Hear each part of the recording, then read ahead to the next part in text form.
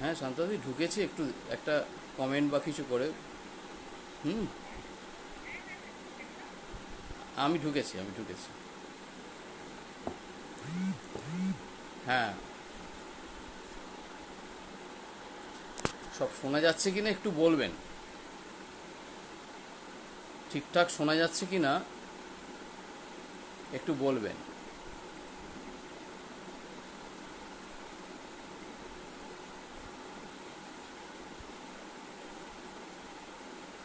হ্যাঁ,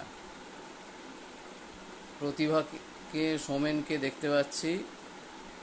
হ্যাঁ, ঠিক শোনা যাচ্ছে। শোনা যাচ্ছে। হ্যাঁ, সুস্মিতাকেও দেখতে পাচ্ছি। শান্তাদিও আছেন। শোনা যাচ্ছে, কথাগুলো শোনা যাচ্ছে, একটুখানি বলবেন কথা শোনা যাচ্ছে কিনা।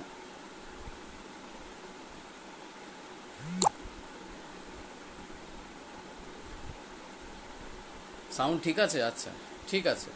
তাহলে আমি অনুষ্ঠান শুরু করছি। কবিতা আমাতে তোমাতে লাইভ অনেক দিন ধরে চলছে। শান্তাদি নিজে গানের মানুষ, কিন্তু শান্তাদি দীর্ঘদিন ধরে আহ, এই অনুষ্ঠানটা চালিয়ে যাচ্ছে।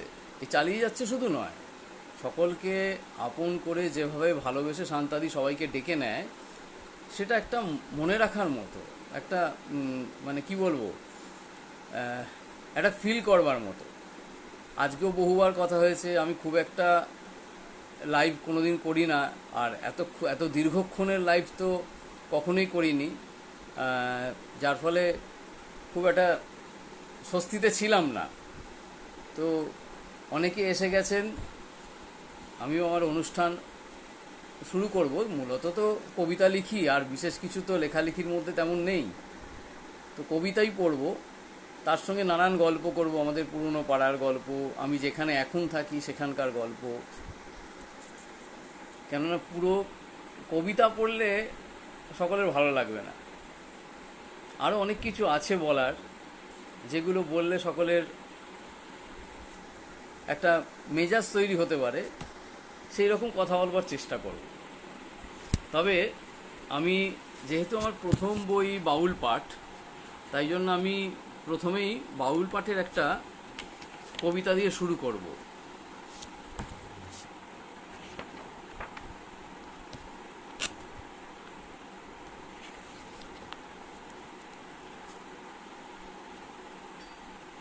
দীর্ঘদিন ধরে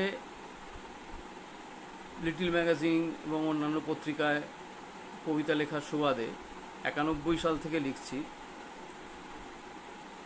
2019-এ বাউল পাঠ প্রথম বেরোলো, এবং এত সুন্দর মানুষের ভালোবাসার রেসপন্স পেয়েছি, তা বলার নয়। সেই বাউল পাঠেরই প্রথম কবিতাটা দিয়ে আজকের অনুষ্ঠান আমি শুরু করব। কেউ বলে তুমি কথা, কেউ বলে আমি কথা, কেউ বলে চুপ কথা থাক, ব্লকল খসলে দেখি স্রোতের ভেতরে আমি আর তুমি ভীষণ প্রলাপ, সহজ রঙতে আঁকা কিংবা কোলাজ মুখ, সেখানেও অলিক জীবন। এতটা অচেনা কেন, কত দূরে যেতে পারে প্রেম তোর অবিনাশী মন। যখন বিদায় নেমো, বিদায় নিতেই হবে কোনো এক আধারের রাতে, কান্না জড়াবে তবু নিজের যত্ন নিও আর যেও বাউলের পাঠে। এটা বাউল পাঠের প্রথম কবিতা। শান্তাদি শুভেচ্ছা জানিয়েছে, শান্তাদি শুভেচ্ছা নিলাম। দেবকুমার মুখোপাধ্যায় দেখা যাচ্ছে শোনা যাচ্ছে জানিয়েছে। প্রতিভা বলেছে যাচ্ছে, তার মানে আমি যা যা বলেছি এর আগে সবাই শুনতে পেয়েছে, দেখতেও পেয়েছে। মূলত কবিতার যে দিকগুলো আমরা আলোচনা করি, তাতে নানান দিক তো আছে, তার মধ্যে প্রেম আর প্রতিবাদের দিকটাকেই আজকে আমি আমার কবিতাতে তুলে ধরবার চেষ্টা করব। প্রেম তো ছিলই আমাদের। যখন আমি ছোটবেলায় উত্তর কলকাতায় বড় হয়েছি, ভর্তুকি বাগান লেনে, আমার সামনে বাড়িতে 3টে মেয়ে থাকতো।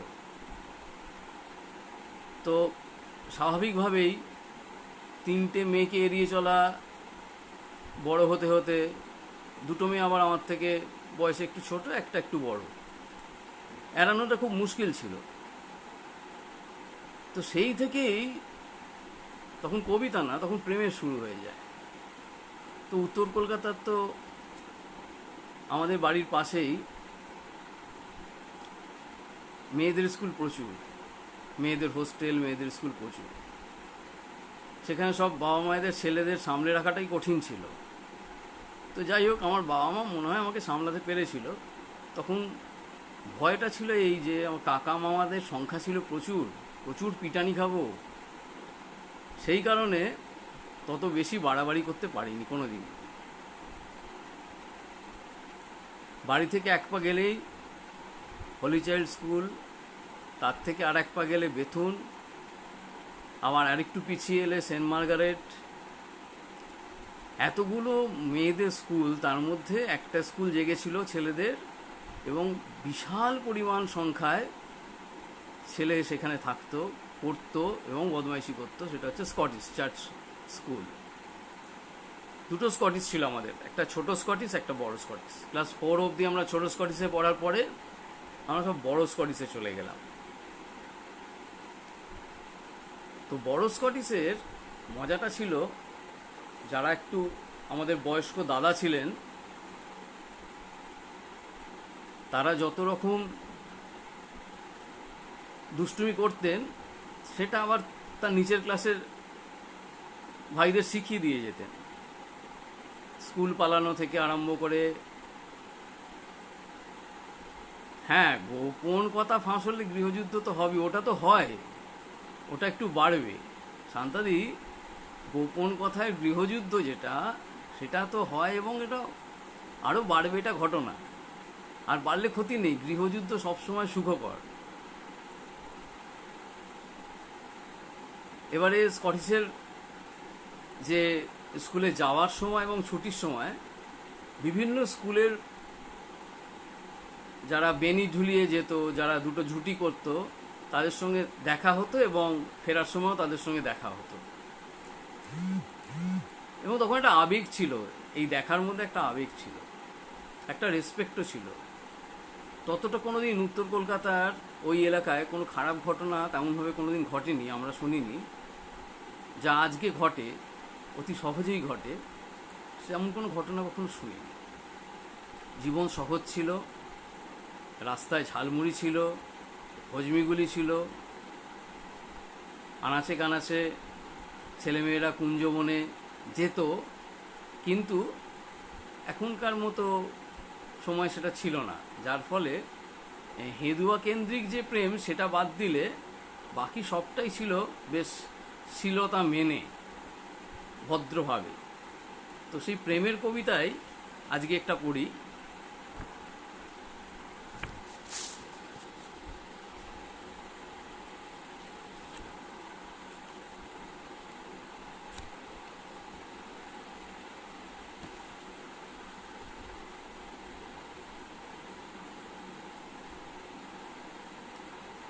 আচ্ছা, সোমেনের অনুরোধ রয়েছে অচেনা সেলফির।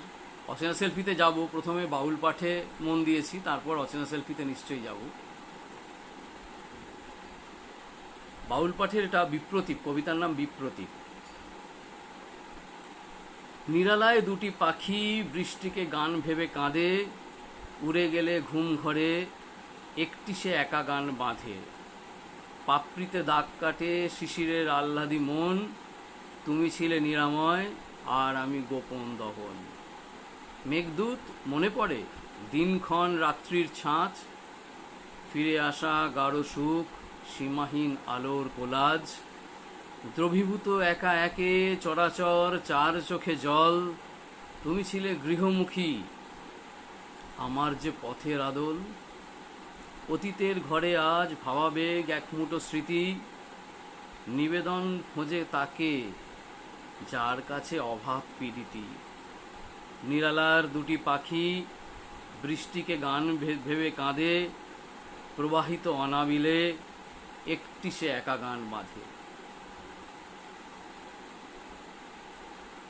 একটা বয়সের পর আমাদের হাউজিংয়েই আমরা দেখি প্রচুর মানুষ একা, বা ছেলেমেয়েরা দূরে চলে গেছে, স্বামী স্ত্রী, বয়স্ক মানুষ। এই যে তাদের জীবনের যে নিরালা এসে উপস্থিত হয়, সেই নিরালাকে নিয়ে এই লেখা। প্রেমের মধ্যে দিয়েই একদিন নিরালার একটি পাখি চলে যায়, নিরালার দুটি পাখি বৃষ্টিকে গান ভেবে কাঁদে, প্রবাহিত অনাবিলে একটি সে একা গান বাঁধে। যখন একা হয়ে যায় যে কোনো একজন, তখন এক জীবন, অন্য জীবন, সবাইকে নিয়ে চলতে চলতে জীবনের বাঁকে এসে যে মুহূর্তে একটা মানুষ বৃদ্ধ বয়সে একা হয়ে যায়, সেটাই বাউল পাঠের বিপ্রতীপ বলে এই কবিতাতে তুলে ধরার চেষ্টা করেছি।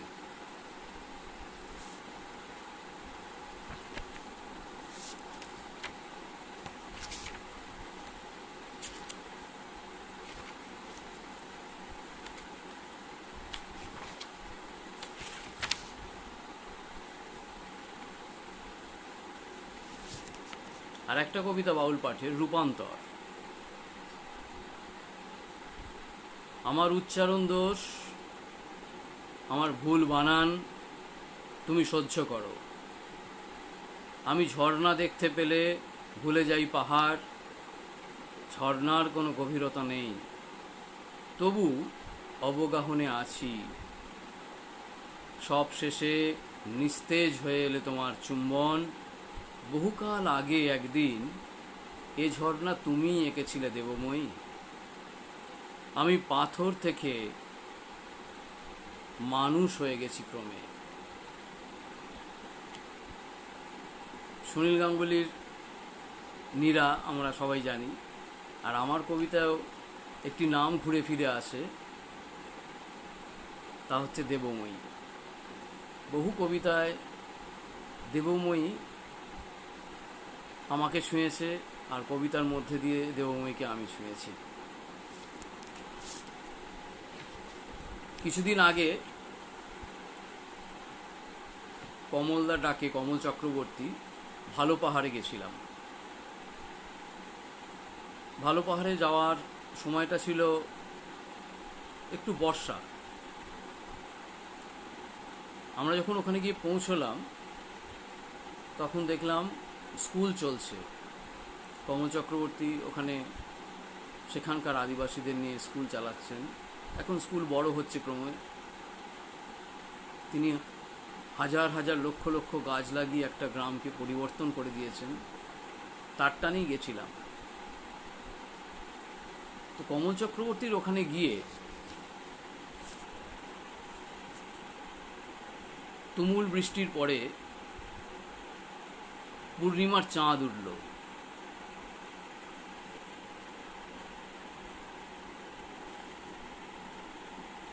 এত সুন্দর পূর্ণিমার চাঁদ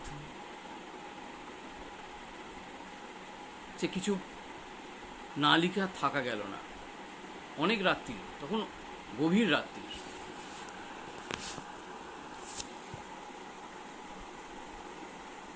বসে আছি খালি আকাশের নিচে, আর মনের মধ্যে সেই সময়, সেই পরিবেশের ছাপ পড়ছে ক্রমশ।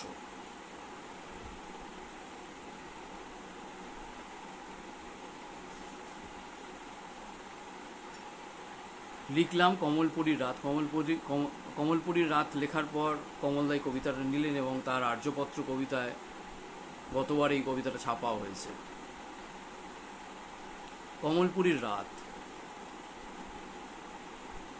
এখানে বনভূমি, পাথরের ওপর এক নিবিড় চাঁদ, ঘনিষ্ঠ আলোর হাতে ভেসে যাচ্ছে আমার পিঠ বুক, আমার প্রেম সমগ্র পান করছে এই চন্দ্রিমা।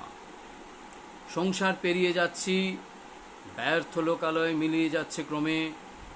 হৃদয় প্রবেশ করার আগে মন্ত্রমুগ্ধ কয়েকটি কবিতা রেখে দিচ্ছি তোমার জিভে। এই অমৃত তুমি দিয়েছ আগে, লীন মুহূর্তে আলো ছড়িয়ে পড়ছে, আমিও হারিয়ে যাচ্ছি শিকড়ের সন্ধানে। প্রজন্মেরা ফুল হয়ে গাইছে বনজ গান, এখানে যশ নেই, আকাশ খুব বড়, বাদারে পাঁকে তারারা জোনাকি হয়ে জ্বলে। এখানে মৃত্যু নেই, পৃথিবী চিনলে আর মৃত্যু থাকে না। রুক্ষ মাটিরও এত টান হয়, তার স্তন খুঁজে পায় যারা, তারা বহুকাল আগে হারিয়েছে গভীরে একাকী। ঘুমিও না, রাতের সম্ভারে খোঁজো, আধারে রূপের আলো এসে পড়ে, ছুঁতে দাও বলে ডাকো। ডেকে দেখো, পৃথিবীকে ভুবন মনে হবে, অশ্রুকে প্রেম। ডেকে দেখো, পৃথিবীকে ভুবন মনে হবে, অশ্রুকে প্রেম। এখানে বনভূমি, পাথরের ওপর এক নিবিড় চাঁদ, দেখো দেখো, একবার নিষ্পলক চেয়ে দেখো, একটি নিবিড় চাঁদ গোলাকার মতো, তোমায় লিখতে চেয়ে সে কি ভীষণ তপস্যারত। চাঁদও মানুষকে লিখতে চায়, মানুষও চাঁদকে লিখতে চায়। আমার মনে হয় যে আমরা যখন জঙ্গলে যেতাম, আজকে সোমেন আছে, সোমেন শুনছে, আমরা যখন জঙ্গলে যেতাম, আমরা 4 বন্ধু, আমি, সোমেন, বুড়ো আর সমুদা। তার মধ্যে সমুদা এখন নেই, ক্যান্সারে মারা গেছে। আমরা 4 জনে বিভিন্ন জঙ্গলে পুজোর সময় চলে যেতাম, অফিসের ছুটি থাকতো, আমরা বেরিয়ে পড়তাম। তো জঙ্গলের অনেক রকম গল্প আছে। মহুয়া তৈরি, সামনে বসে দেখা, সেই মহুয়া পান করা, সেই গল্পগুলো থেকেও একটা দারুণ গল্প জঙ্গলের, সেটা হচ্ছে আমাদের গাড়ি খারাপ হয়ে গেছিল।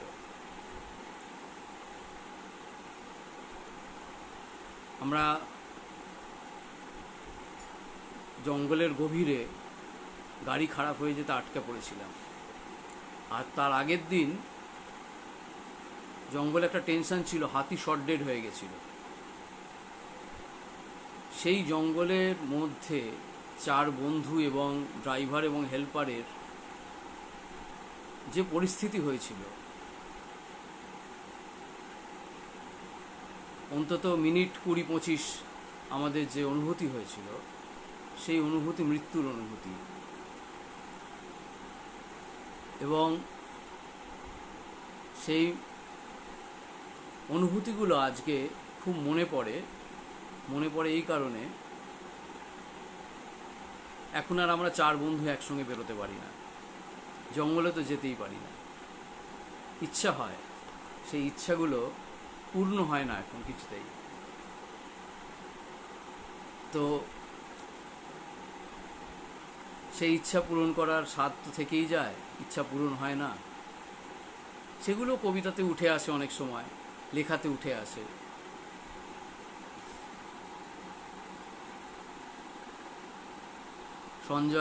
সঞ্জয় পাল, সঞ্জয়ের সঙ্গে আমি অনেক জায়গায় ঘুরেছি, তাদের ট্যুরের সঙ্গে অনেক জায়গায় গেছি।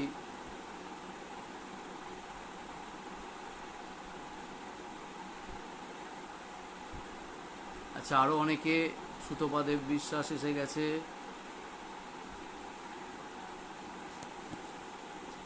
সঞ্জয় লিখেছে, দাদা কেমন আছো? ভালো আছি, তোমরাও ভালো থেকো। তো যেটা বলছিলাম, আমাদের উত্তর কলকাতায় এখন গেলে ঠিক উত্তর কলকাতার স্বাদটা আর পাই না, আমাদের পুরনো দিনের স্বাদটা পাই না।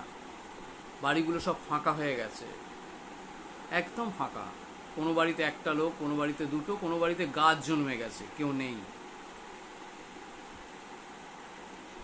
দেবুদাও এসে গেছে, আমি আছি বলেছে। হ্যাঁ, আমিও আছি, তুমিও আছো, থাকো। কেমন লাগছে বলো। সুতপা দেব বিশ্বাস বলেছে সুন্দর হচ্ছে।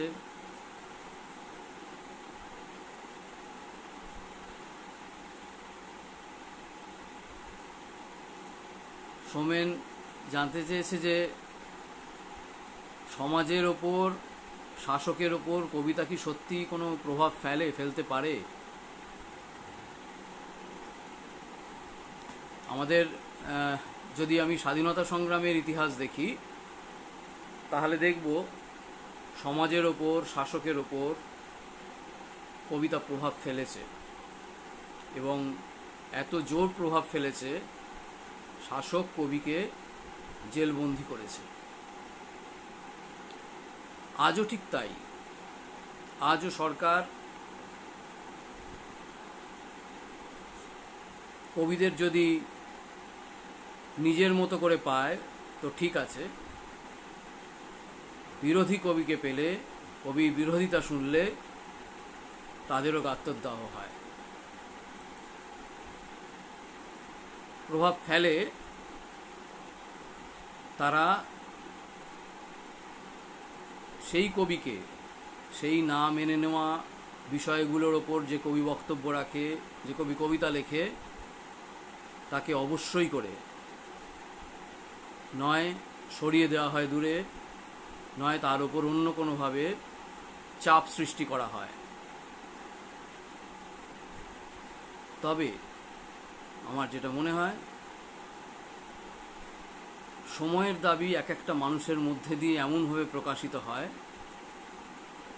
যে সরকারের ওপর তাকে নির্ভর করতে হয় না, সে তার প্রতিবাদটা করে।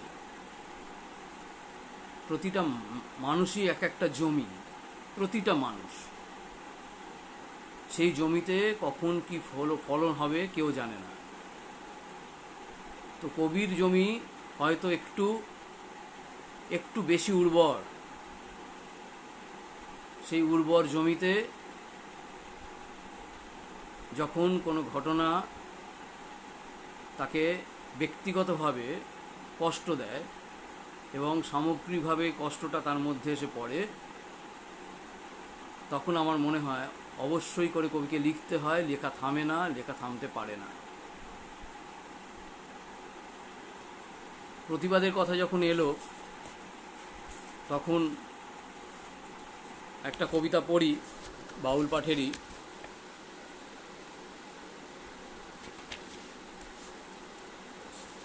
তাহলে হয়তো আরো পরিষ্কার হবে যে আজকে পৃথিবীতে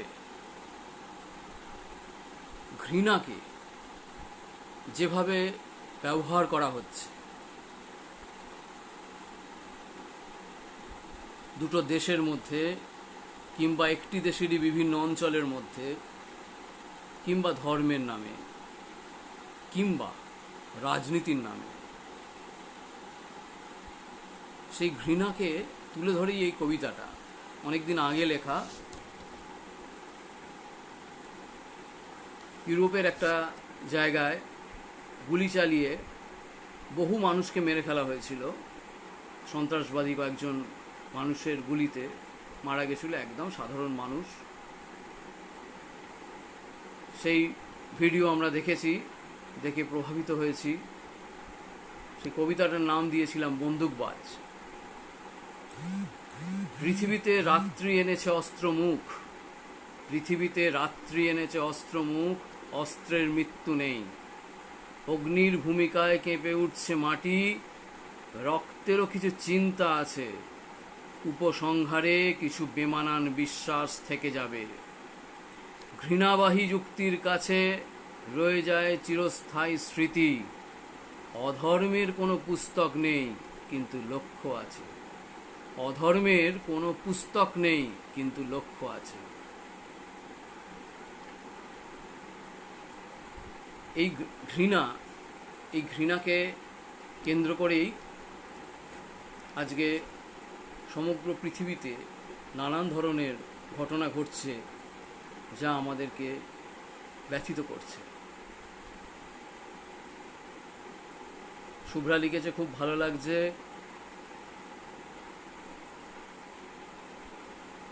সুস্মিতা লিখেছে, বর্তমান সামাজিক প্রেক্ষাপটের ওপর লেখা কোনো কবিতা শুনতে চাই। হ্যাঁ, সুস্মিতার একটা দাবি তো আগে রাখতে হবে। সুস্মিতা খুব ভালো আবৃত্তিকার, গায়িকা সুস্মিতার প্রচুর গুণ, সেই গুণ বলে শেষ করা যায় না। সে তার নিজের সময়ের থেকে বেরিয়ে এসে আজকে এইভাবে অনুষ্ঠানে সময় দিচ্ছে, এটাও অনেকখানি, এবং সামাজিক প্রেক্ষাপটে লেখা কবিতা। আমাদের দীর্ঘ 2 বছর লকডাউন, করোনা, একটা এমন পরিস্থিতি যেখানে মানুষের চাকরি চলে গেছে, মানুষ হাজার হাজার কিলোমিটার হেঁটে বাড়ি ফিরেছে, কিংবা বাড়ি ফিরতে পারেনি, কোনো খবর ছাড়াই হারিয়ে গেছে পৃথিবী থেকে। সেই বিষয়ের ওপর লেখা কবিতাটার নাম মহামারী। এই মহামারী কবিতাটা নিয়ে বলি একটা কথা, যে অর্ণব ভালো একটা সুর করেছে এই কবিতাটা, এবং এটা গানও হয়েছে। তো যাই হোক,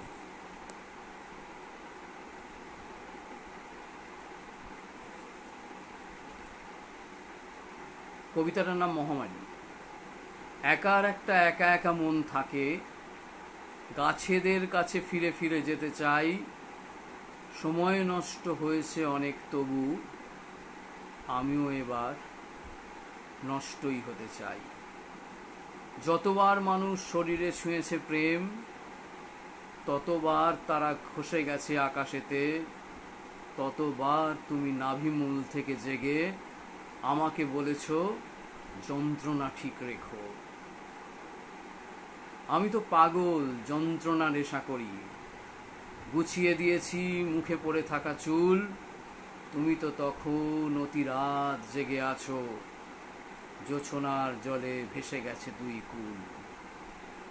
দুজনে বাঁচছি বহু দূরে 2টি ঘর, পৃথিবী লিখছে কোনো এক মহামারী, খবর না পেলে তারাদের বলে রেখো, সেখানেই পাবে আমার নতুন বাড়ি। আয়নার কাছে দাঁড়িয়েছ আলো মেখে, বাইরে দৃশ্য মেঘমধু ঝরে পড়ে, নিভিয়েছি আলো দেখতে পাওনি বুঝি, অনুভব করো ছেয়ে গেছি অন্তরে। এই করোনাকালে সমগ্র পৃথিবীর মানুষের যে যন্ত্রণা, যে জীবনকে আর একভাবে চেনার সুযোগ, যারা চলে গেল, যারা রয়ে গেল, তারাও কেমন পৃথিবী দেখবে কেউ জানে না আগামী দিনে।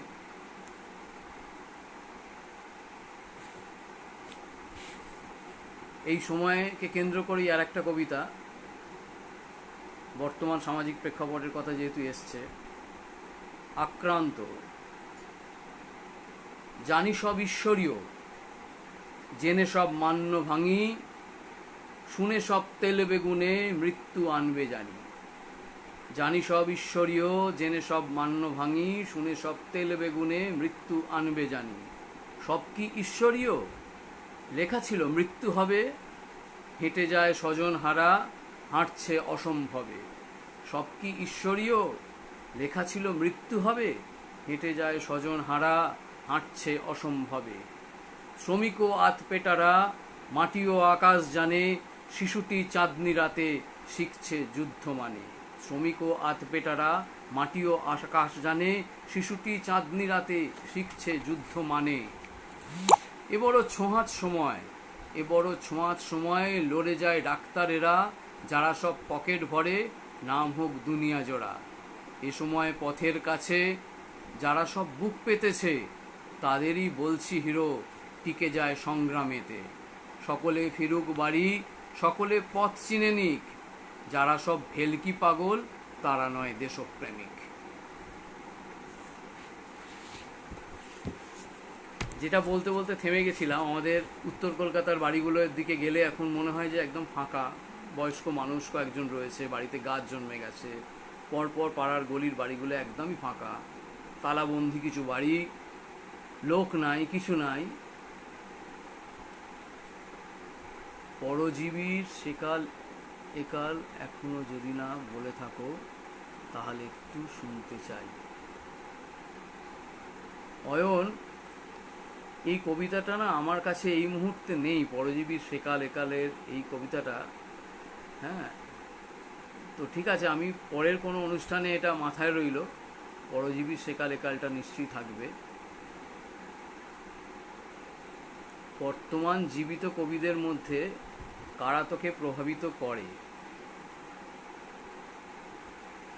বর্তমান জীবিত কবিদের মধ্যে দেখো অনেকেই প্রভাবিত করে আমাকে, অনেকের লেখাই স্পর্শ করে, কিন্তু আমি কবিদের নাম বলাটাকে খুব মনে করব না।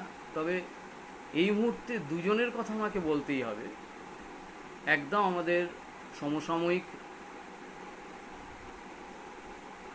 লিখছে এবং যাদের লেখাতে আমি সত্যি সত্যি খুব মজি, আমি তাদের দুজনের নাম অবশ্যই করতে পারি। একজন হচ্ছে জয়াশিস ঘোষ, আর একজন হচ্ছে সোনালী দত্ত। এদের দুজনের লেখাই আমাকে ভীষণভাবে টানে, স্পর্শ করে। এছাড়াও অনেকের লেখা স্পর্শ করে, টানে, কিন্তু আমি প্রত্যেকের নাম এখানে উল্লেখ করব না। যে দুজন আমাকে সব থেকে বেশি টানে তাদের কথা অবশ্যই বললাম।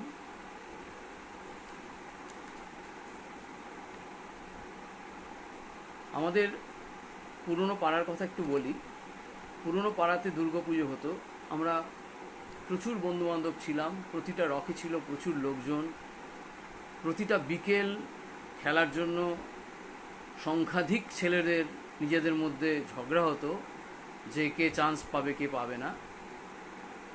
আর এখন যখন পাড়ায় যাই বিকেলবেলা, দেখি পাড়া ধুধু করছে, রকে লোক নাই, খেলাধুলা তো দূরের কথা, ফাঁকা, সমস্ত দিক ফাঁকা। মনটা খারাপ হয় যে পুরনো পাড়াতে সন্ধেবেলা লোডশেডিং হতো, লোডশেডিং হয়ে পর যখনই হ্যারিকেনের আলোয় আমরা পড়ালেখা করতাম, কাপা কাপা ছবি দেওয়ালে পড়তো, আর যখনই আলো এসে যেত তখন একটা বিশাল চিৎকার উঠত সব বাড়িতেই। ছোটরা হয়তো বড়রাও একটু একটু চিৎকার করতো মনে মনে। খুব সুন্দর সেই সময়টা ছিল। সেই সময় বেলফুল যেত, সন্ধে হলে বেলফুল যেত, আর খুব দুপুরে যখন সবাই ঘুমোতো তখন শিলকাটো বলে শিলকাটার লোক যেত, এবং যখন আমাদের বাড়ির নিচে শিল কাটা হতো তখন সেই শিল কাটার যে শব্দটা, তার যে ছন্দটা, আর শিলের ওপর যে শিল্পটা হয়ে উঠত, সেটা খুব আমাদের, বিশেষত আমাকে খুব টানতো। আমরা দাঁড়িয়ে দাঁড়িয়ে দেখতাম, মানে যতক্ষণ শিল কাটা চলতো, এবং বাড়িতে 3 ঘর ফ্যামিলি ছিল, 3 ঘরেরই শিল একসঙ্গেই প্রায় কাটা হতো, এবং সেই আওয়াজটা পুরো দুপুর জুড়ে এত সুন্দর একটা অনুরণন তৈরি করত, সেটা ভুলতে পারি না।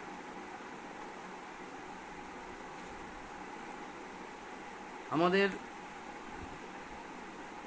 যখন একদম স্কুল লাইফ, তখন মেট্রো রেল তৈরি হচ্ছে,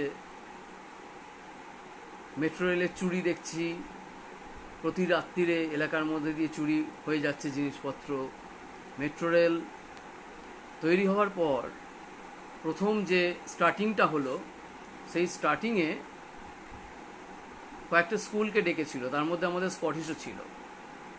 আমরা প্রথম মেট্রো রেলে চড়ি, প্রথম উদ্বোধনের দিন। সে আনন্দ বলার নয়। বিশাল একটা বন্ধুবান্ধব একসঙ্গে মেট্রো রেলে ওঠা, মেট্রো রেল থেকে নেমে মেট্রো রেলের থেকে ভেতর থেকে বেরিয়ে আসা। সেই মেট্রো রেল আজকে অনেক দীর্ঘ হয়েছে, লম্বা হয়েছে, কিন্তু সেই প্রথম মেট্রো রেলের যে আনন্দ, সেই আনন্দ এখনো আর সেইভাবে পাওয়া যাবে না। আজকে যারা নতুন মেট্রো রেলে চড়ছে তারাও সেই আনন্দ পাবে না, তার কারণ তখন মেট্রো রেলের প্রথম দিন, প্রথম উদ্বোধনের দিন আমরা চড়েছিলাম।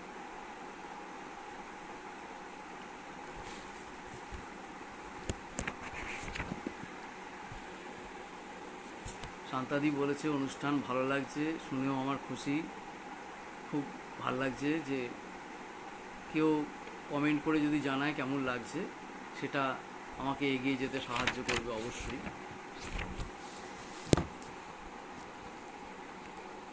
আচ্ছা, আমাদের একজন খুব প্রিয় মানুষের কথা কবিতায় উঠে এসেছিল, সেটা পড়তেই হবে।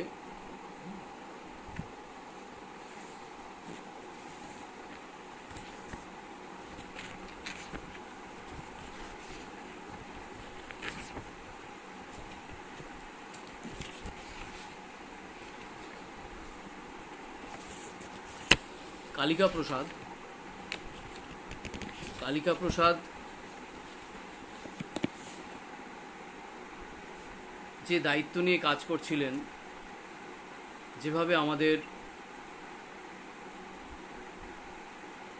মেট্রোতে ফার্স্ট শো মেরেছিলাম, কিন্তু এটা সেই মেট্রো নয়, সেই সিনেমার মেট্রো হল নয়, এটা মেট্রো রেলের। তো কালিকা প্রসাদ ভীষণভাবে আমাদের একটা সময় ছুঁচ্ছিলেন, আমাদেরকে স্পর্শ করছিলেন। তারপর হঠাৎ একদিন এমনভাবে তিনি চলে গেলেন যে বহু জনের মধ্যেই তার প্রভাব আরও দৃঢ় হয়ে গেল। কালিকা প্রসাদকে নিয়ে লেখা এই কবিতা। দোমরানো গাড়ির ভিতর লোকগানে পরম আবেগ, ফুসফুসে মাটি ও শিকড়, পাখিদের চোখে রাখা মেঘ। দোমরানো গাড়ির ভিতর লোকগানে পরম আবেগ, ফুসফুসে মাটি ও শিকড়, পাখিদের চোখে রাখা মেঘ। এদিকে তো ফিরবে না আর অবিকল ফিরে আসা নদী, মানুষের হৃদয় অপার, তোমাকেই খুঁজে চলি যদি।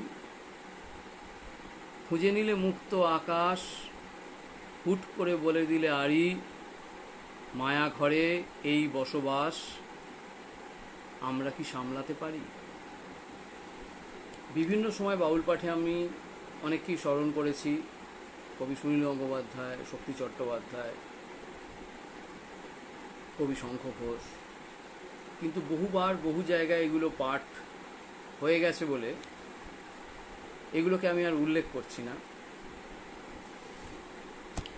এবার একটা অন্যরকম কবিতা।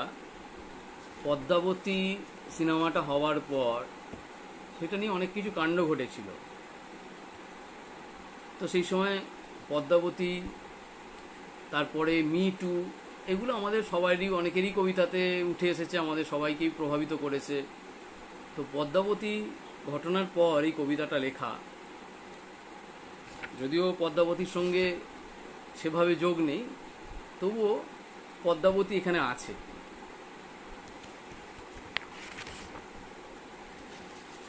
কবিতাটার নামও পদ্মাবতী।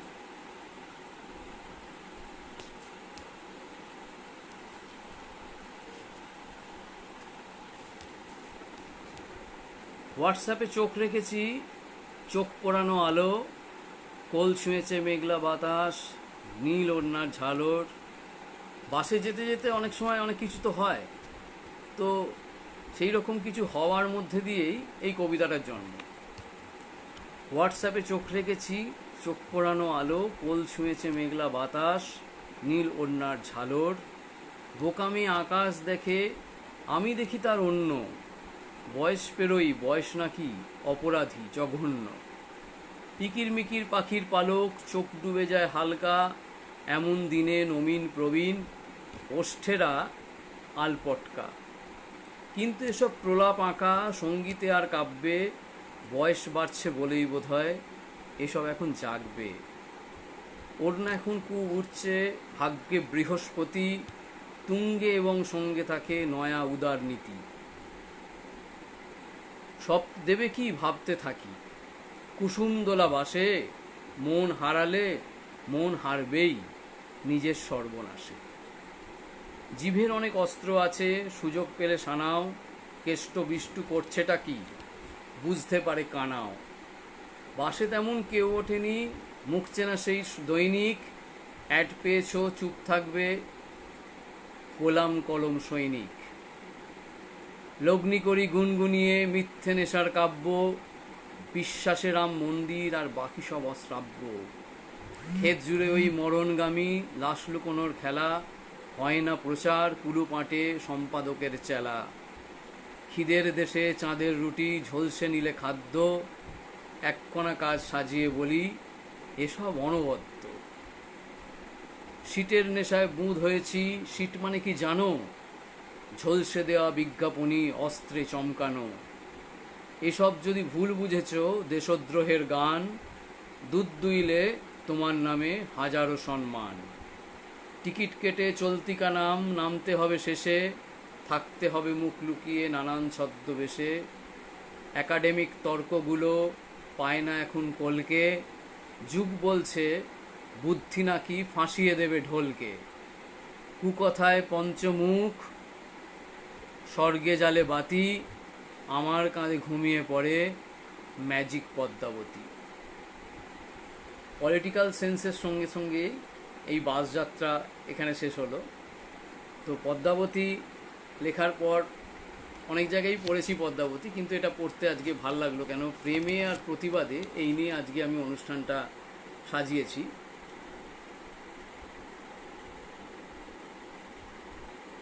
অয়ন লিখেছে কি কি হয় গো বাসে যেতে যেতে। বাসে যেতে যেতে তুমি যেগুলো হয় ভাবছো সেগুলোও হয়, আর আমি যেগুলো হয় ভাবছি সেগুলোও হয়। শাহনাজ পারভিন লিখেছে প্রিয় কবির কবিতা সন্ধে যুক্ত হতে পেরে ভীষণ ভালো লাগছে, রাশি রাশি শুভেচ্ছা। শাহনাজকেও শুভেচ্ছা, অসম্ভব ভালো কবিতা পড়ছি শাহনাজের। শাহনাজকে অনেক অনেক শুভেচ্ছা বাংলাদেশ থেকে এখানে যোগ দেওয়ার জন্য। সঙ্গে থেকো। এখন ক্রমশ যেদিকে আমরা হাঁটছি সেখানে ঘৃণার সঙ্গে সঙ্গে আর একটা জিনিস খুব বড় হয়ে উঠে আসছে, সেটা হচ্ছে নারীর অসম্মান।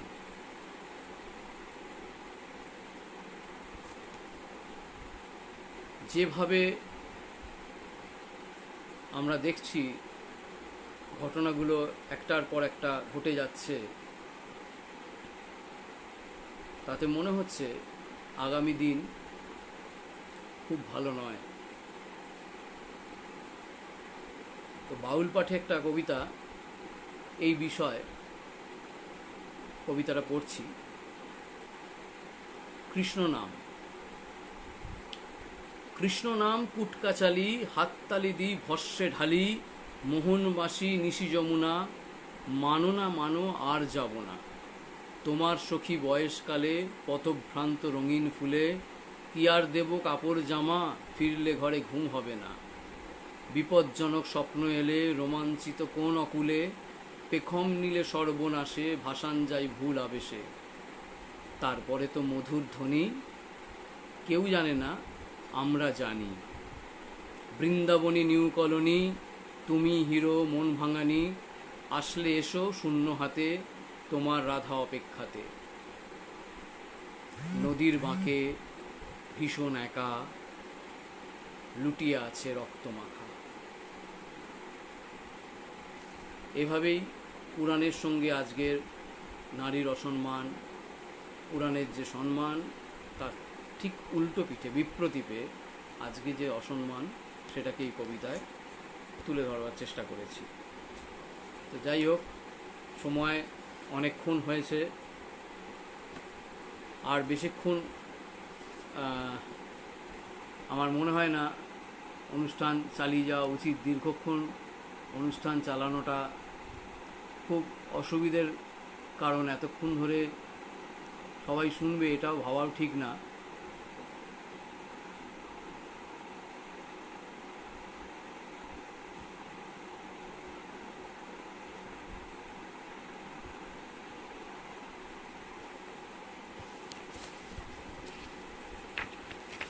এবার অচেনা সেলফির দু একটা কবিতা পড়ব।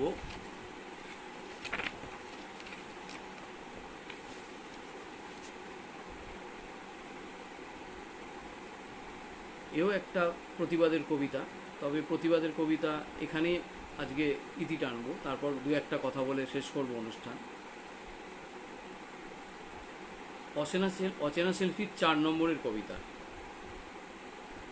মানুষ দৌড়তে দৌড়তে ক্রমশ মেয়ে হয়ে যায়, তারপর ঝাঁপিয়ে পড়ে কিছু গল্প, মাটির মতো ছিঁড়ে খুঁড়ে খনির মতো প্রবল পুরুষ খুঁজছে মত্ত ডাপট। সব সূর্যাস্ত কবির নয়, সব মৃত্যুর আগে ধর্ষণ যন্ত্রণা থাকে না।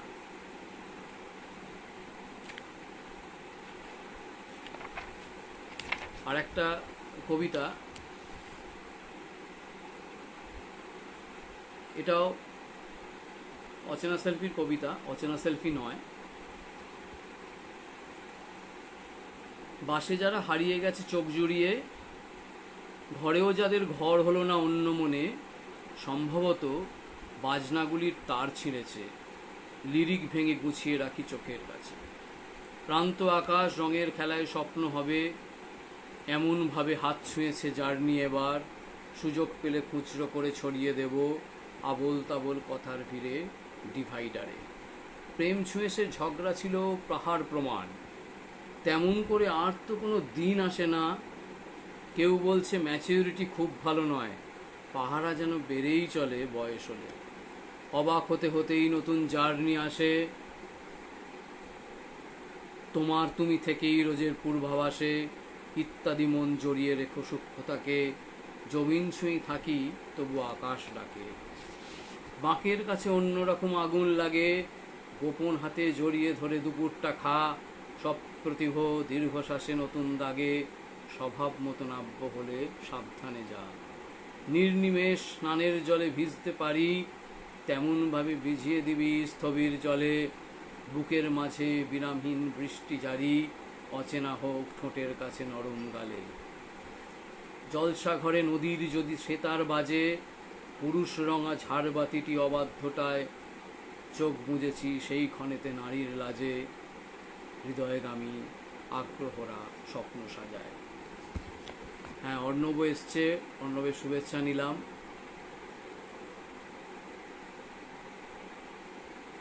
সুস্মিতা বলেছে প্রতিটি কবিতাই খুব বলিষ্ঠ। ধন্যবাদ সুস্মিতা।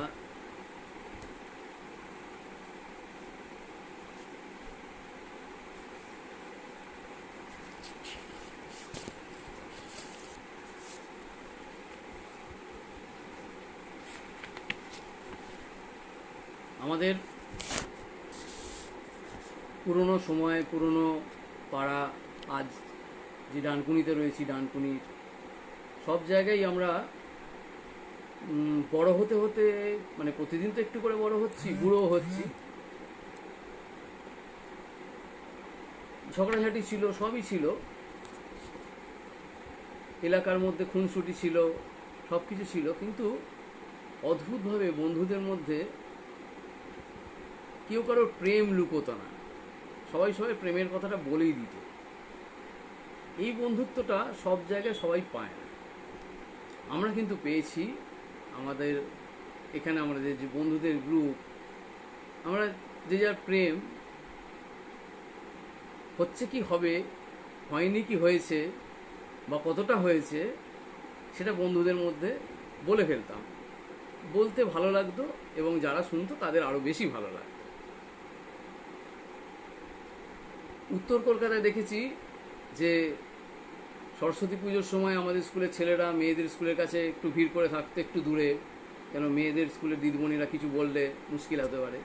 আবার মেয়েরা ভালোবেসে ছোট্ট একটা শাল পাতায় করে বা কিছুতে করে গাছের তলায় গিয়ে ছেলেদেরকে দিয়ে আসতো খিচুড়ি ভোগ।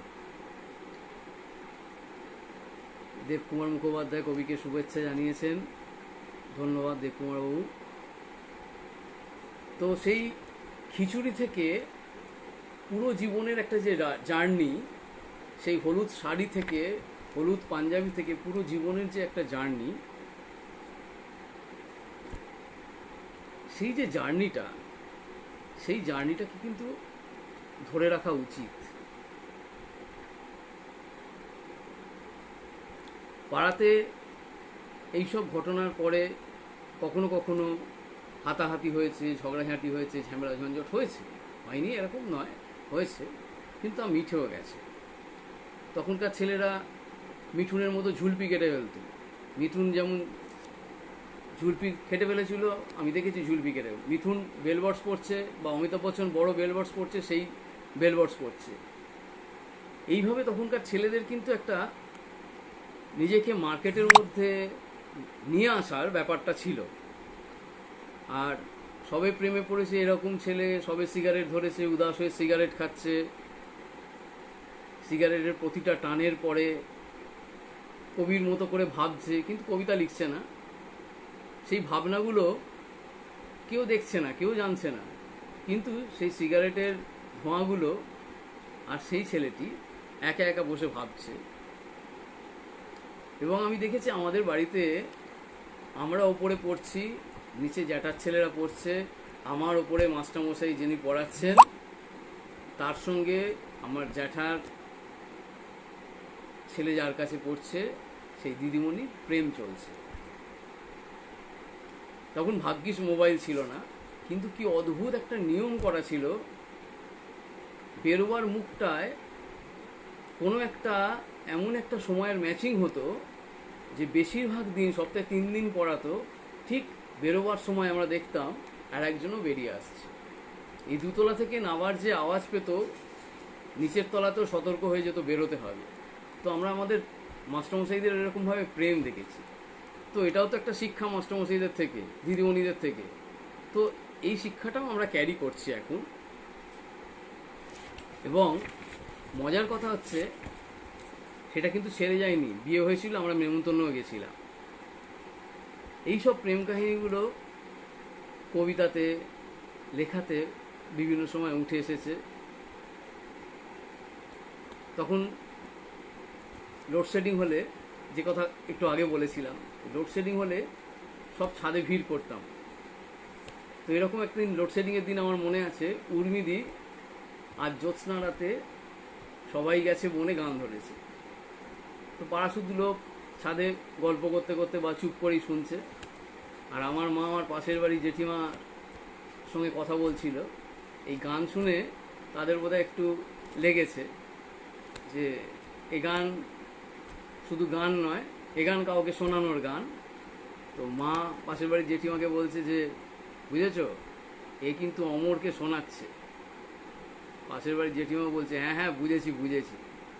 তো আমরাও সেগুলো বুঝতাম যে সামনের বাড়িতেই অমরদা রয়েছে, অমরদাকে শোনাচ্ছে। এই বিয়েটা হয়নি, এই বিয়েটা হয়নি আমাদের পাড়ার। এইসব ঘটনা আজকে বলছি সাহস করে, তার কারণ তাদের অনেক বয়স হয়েছে, এখন আর আমার বিরুদ্ধে গিয়ে পিটোপিটি করতে, ডানকুনিতেও চলে এসেছি, এখন আর কোনো চান্স নেই। তো সেই সব দিনগুলো আমাদের কবিতায় ধরা পড়ে, আমাদের কবিতায়, আমাদের লেখালেখিতে সেই সব দিনগুলো থাকবে, আজকের দিনগুলো থাকবে।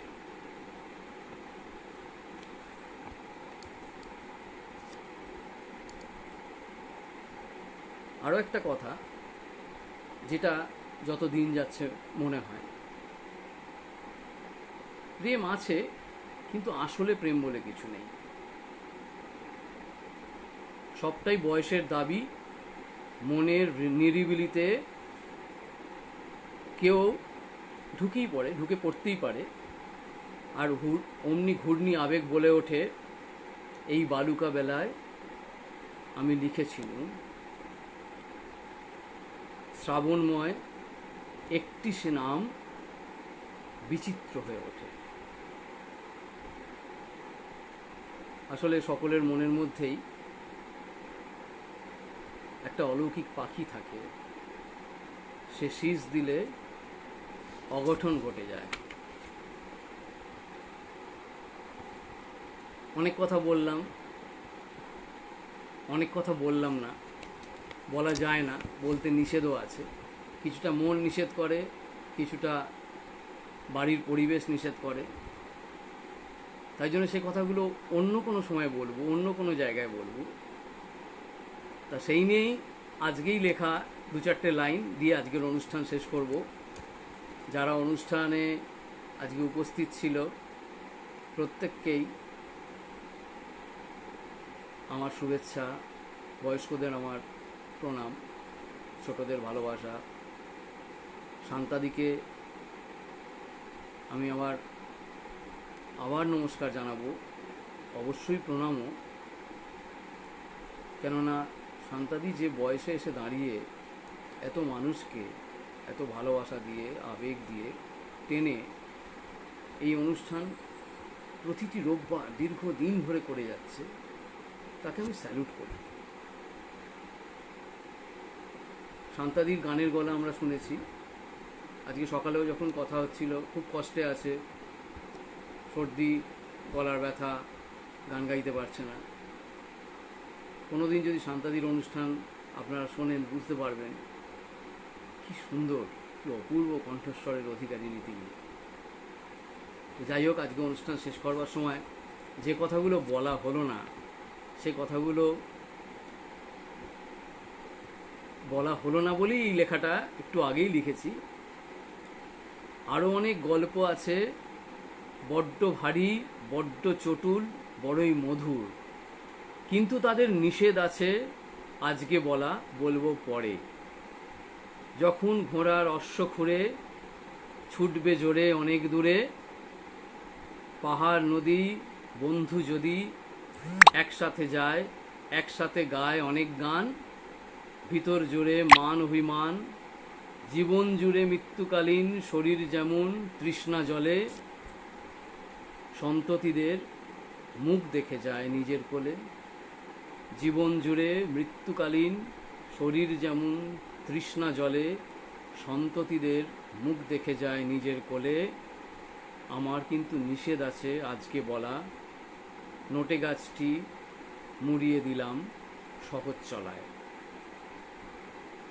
সন্ততিদের মুখ দেখে যায় নিজের কোলে, এই কথাটা বললাম এই কারণে, কিছুদিন আগে আমার মা গত হয়েছেন।